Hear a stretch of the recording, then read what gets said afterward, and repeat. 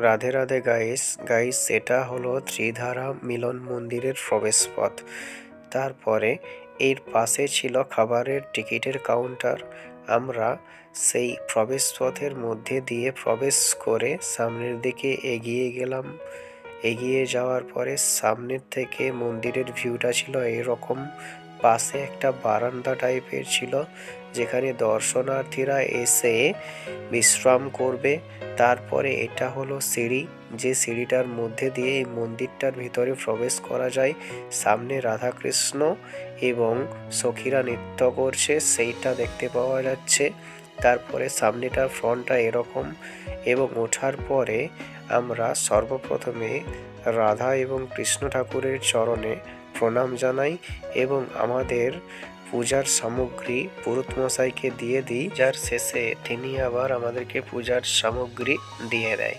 তারপরে আমরা প্রসাদ নিয়ে এখানে মন্দিরের চারিপাশে যে কারুকার্যগুলি রয়েছে, যেখানে কৃষ্ণ ঠাকুর গোবর্ধন পর্বতকে কড়ি আঙ্গুলে করে তুলে নিয়েছে সেটা, তারপরে এখানে কৃষ্ণ ঠাকুরের যে নৃত্য, সেই নৃত্যটা দেখে তারপরে কৃষ্ণ ঠাকুরের ননী চুরি একটা দৃশ্য, এবং তারপরে এখানে আর একটা চিত্র দেখলাম।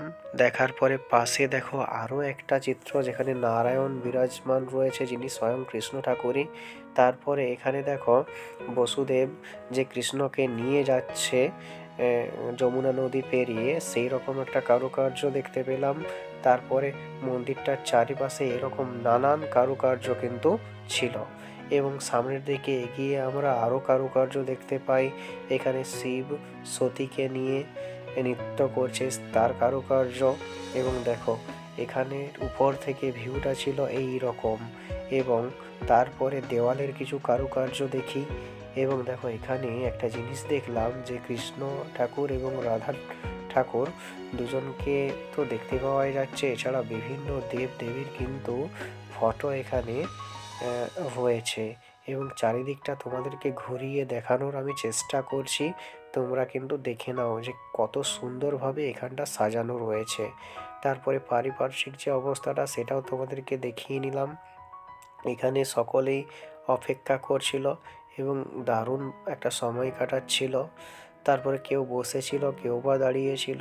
তারপর আমি তোমাদেরকে মেন রোডের পাশের যে দৃশ্যটা, বাইরের দিকটা কেমন দেখায় সেটা আমি তোমাদেরকে দেখানোর চেষ্টা করছি। এই যে জানালাগুলি রয়েছে, এগুলি দিয়ে বাইরের দিকটা দেখো সুন্দরভাবে দেখতে পাওয়া যাচ্ছে। তারপর এটা দেখানোর পরে তোমাদেরকে আমি এখানে দেখো একটা শিব ঠাকুর এবং কালী ঠাকুরের একটা মন্দির ছিল একেবারে অপর প্রান্তে, সেটা তোমাদেরকে আমি দেখিয়ে নিলাম। তারপরে সামনের দিকে এগিয়ে গেলাম, নিচে নেমে দেখো একটা বিশাল বড় শিব ঠাকুরের বা ভোলেনাথের দর্শন পেলাম। সেখানে সবাই সেলফি তুলছে এবং যে যার মতো দাঁড়িয়ে আছে। তারপরে এখানে দেখো একটা ভগবতী দেবীর থাকার জায়গা রয়েছে। তারপরে এটা হলো বজরংবলী মন্দির একটা, যেখানে গেট কিন্তু তালা লাগানো ছিল। পাশে আর একটা মন্দির ছিল, সেটাকে দর্শন করে বাইরে চলে এসেছিলাম, যেখানে বিভিন্ন দেবদেবীর মূর্তি এবং বাইরে বিভিন্ন জিনিসপত্র ছিল। সেগুলি দেখে আমরা বাইরে বেরিয়ে গেলাম। Bye bye guys.